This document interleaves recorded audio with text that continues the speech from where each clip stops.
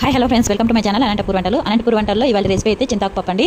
చాలా టేస్టీగా ఉంటుంది. మేము అనంతపూర్ సైడ్లో ఎలా చేసుకుంటామో మీరు తప్పకుండా ట్రై చేయండి. రెసిపీలోకి వెళ్ళే ముందుగా ఎవరైనా ఛానల్ సబ్స్క్రైబ్ చేసుకున్నారంటే ప్లీజ్ తప్పకుండా సబ్స్క్రైబ్ చేసుకోండి.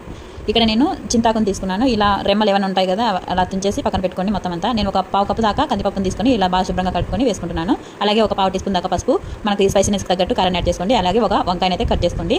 ఇందులోకి కాస్తంత చింతపండు వేసుకోండి. చింతపండు ఎందుకంటే మనం చింతాకు లేతగా ఉంటుంది కదా, అందుకోసమని పులుపు ఉండదు కాబట్టి కొద్దిగా వేసుకోండి. చింతాకులే కాంబినేషన్ అయితే గంజరాకు వేసుకోండి, ఖచ్చితంగా చాలా బాగుంటుంది. ఇదైతే ఖచ్చితంగా వేసుకోండి.